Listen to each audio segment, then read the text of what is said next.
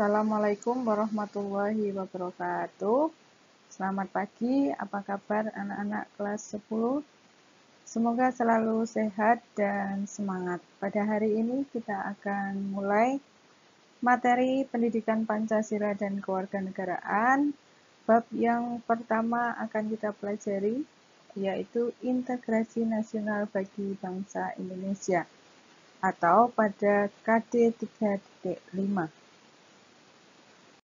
Pertama, akan saya sampaikan kompetensi dasarnya. Yang pertama yaitu mengidentifikasi faktor-faktor pembentuk integrasi nasional dalam bingkai Bhinneka Tunggal Ika.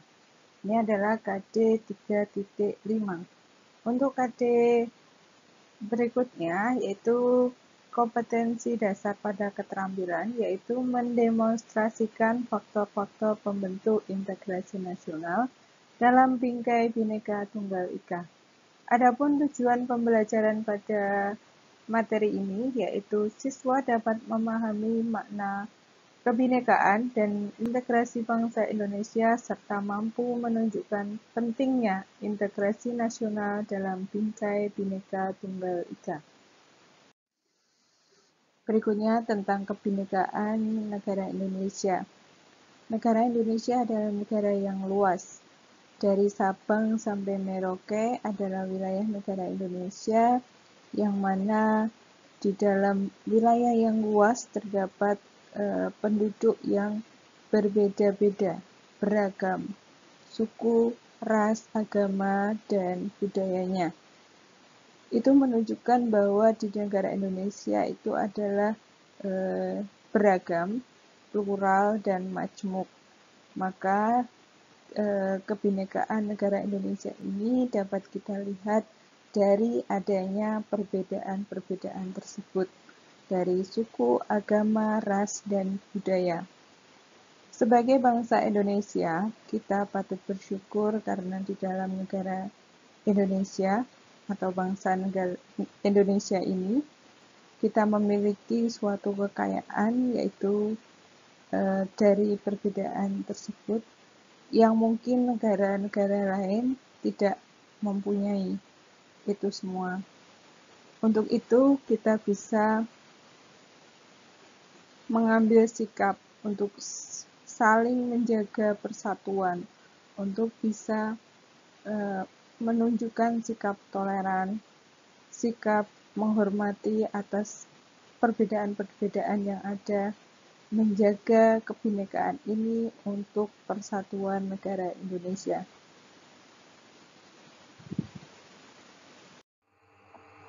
Yang kedua yaitu konsep integrasi nasional.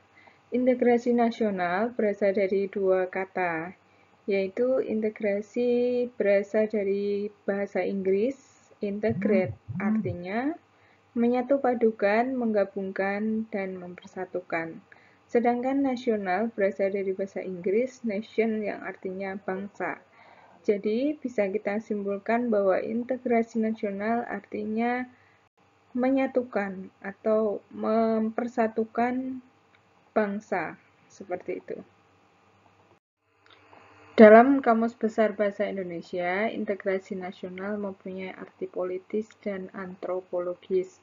Yang pertama, secara politis, integrasi nasional secara politis berarti penyatuan berbagai kelompok budaya dan sosial dalam kesatuan wilayah nasional yang membentuk suatu identitas nasional.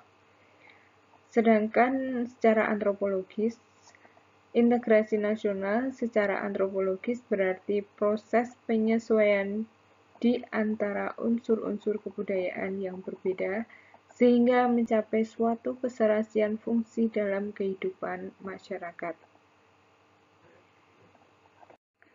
Berikut konsep integrasi nasional menurut para ahli.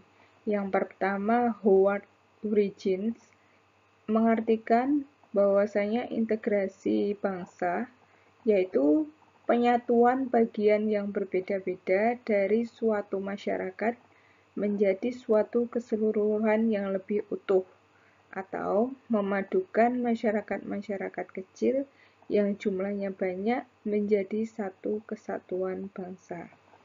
jadi penyatuan bagian yang berbeda menjadi satu kesatuan yang utuh. Yang kedua, Myron Weiner mengartikan bahwa proses penyatuan berbagai kelompok budaya dan sosial ke dalam suatu kesatuan wilayah dalam rangka pembentukan suatu identitas nasional. Integrasi biasanya mengandalkan adanya satu masyarakat yang secara etnis majemuk dan setiap kelompok masyarakat memiliki bahasa dan sifat-sifat kebudayaan yang berbeda.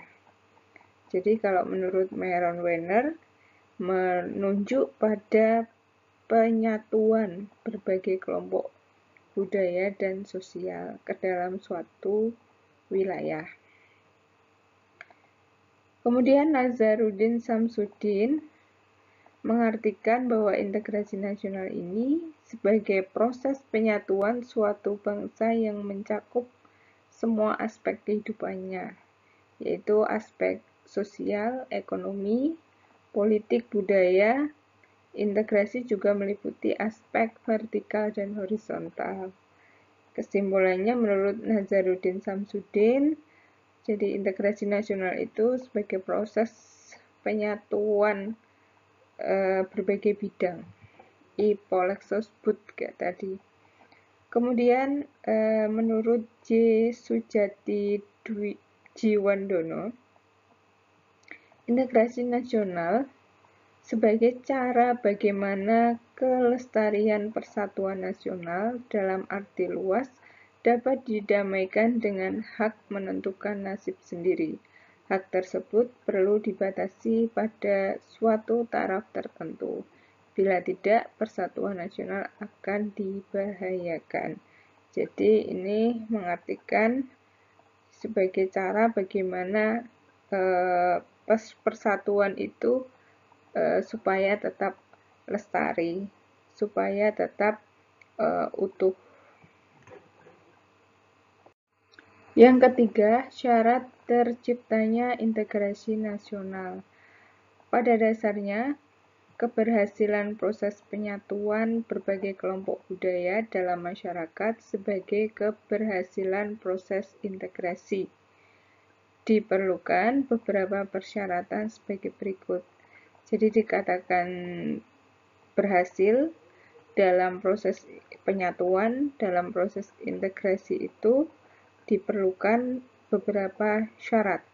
Yang pertama, anggota-anggota masyarakat itu merasa bahwa mereka berhasil saling mengisi kebutuhan-kebutuhan satu dengan yang lainnya. Jadi antara anggota masyarakat itu saling mengisi kebutuhan-kebutuhan di masyarakat tersebut. Kemudian yang kedua, terciptanya kesepakatan atau konsensus bersama mengenai norma-norma dan nilai-nilai sosial yang dilestarikan dan dijadikan pedoman. Jadi sudah tercipta suatu kesepakatan mengenai norma-norma atau nilai-nilai sosial yang nantinya akan dijadikan pedoman dalam masyarakat. Kemudian yang ketiga, norma-norma dan nilai-nilai sosial dijadikan aturan baku dalam melangsungkan proses integrasi nasional. Kemudian pedoman itu dilaksanakan. Jadi nilai-nilai yang sudah dijadikan suatu aturan atau pedoman dilaksanakan untuk proses integrasi nasional atau untuk tetap menjaga integrasi atau persatuan. Yang berikutnya, faktor pendorong tercapainya integrasi nasional di Indonesia ya. Yang pertama, adanya rasa senasib dan seperjuangan yang diakibatkan oleh faktor sejarah. Jadi adanya senasib, perasaan senasib, seperjuangan. Kemudian adanya ideologi nasional yang tercermin dalam simbol negara, yaitu Garuda Pancasila dan semboyan Bhinneka Tunggal Ika. Jadi adanya ideologi yang sudah disepakati untuk menjadi simbol negara dan semboyan negara.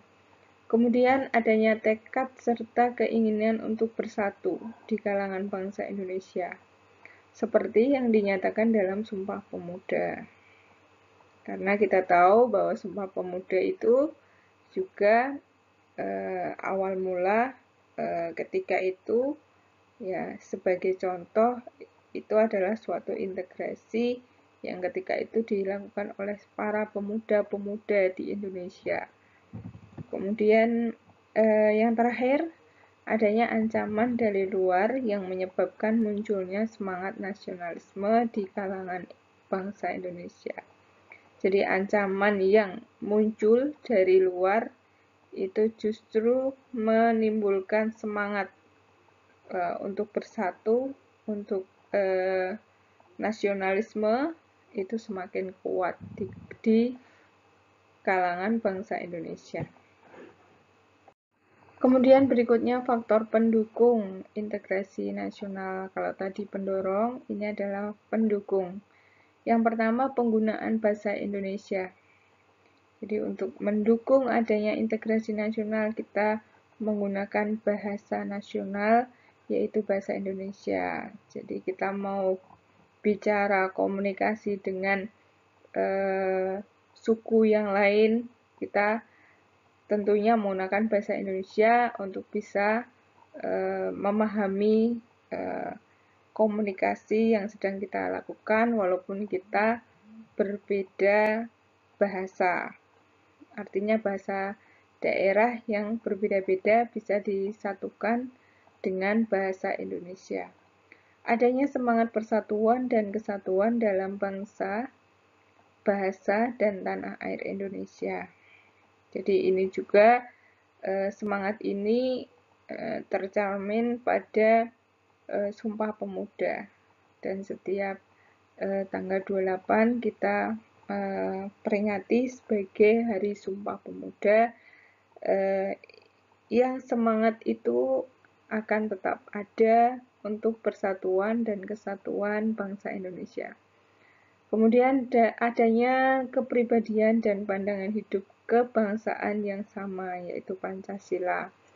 Di sini Pancasila kan sebagai ideologi negara Indonesia. Jadi kepribadian dan pandangan hidup kita sama, yaitu menggunakan Pancasila yang terdapat 5 nilai-nilai dasarnya. Kemudian adanya jiwa dan semangat gotong royong, solidaritas dan toleransi keagamaan yang kuat. Nah, dari adanya kebinekaan tadi, kita perlu jiwa, semangat gotong royong, solidaritas dan toleransi, keagamaan yang bisa yang lain juga untuk membentuk Indonesia yang kuat, yang tetap integrasi nasionalnya kuat. Kemudian adanya rasa senasib dan sepenanggungan akibat penderitaan penjajahan. Sebenarnya ini sama ya, faktor pendorong juga tadi, tapi di sini disebutkan lagi menjadi pendukung juga. Jadi selain mendorong juga mendukung. Berikutnya, yang terakhir yaitu faktor penghambat integrasi nasional. Jadi ternyata juga ada faktor penghambatnya ya, yaitu yang pertama kurangnya penghargaan terhadap kemajemukan yang bersifat heterogen. Jadi tidak ada penghargaan atau penghargaannya itu masih kurang terhadap kemajemukan yang memang beragam ya, yang heterogen. Kemudian kurangnya toleransi antar golongan. Ya, ini yang tadi mestinya jika dilaksanakan toleransi, saling menghargai antar golongan, antar perbedaan tersebut, tetapi jika ini toleransi masih kurang ya bisa jadi menghambat integrasi nasional di Indonesia. Kemudian kurangnya kesadaran dari masyarakat Indonesia terhadap ancaman dan gangguan dari luar. Jadi masih kurang sadar dari masyarakat Indonesia itu sendiri bahwa terhadap ancaman dan gangguan dari luar. Jadi ketika ada ancaman dan gangguan dari luar, masyarakat itu masih kurang sadar untuk ikut serta mengatasi ancaman dari luar tersebut. Kemudian adanya ketidakpuasan terhadap ketimpangan dan ketidakmerataan hasil-hasil pembangunan. Jadi bisa jadi ketimpangan ini, ketidakmerataan hasil-hasil pembangunan menjadikan masyarakat Indonesia itu tidak puas. Akhirnya terjadi konflik dan akhirnya integrasi nasionalnya tidak terwujud.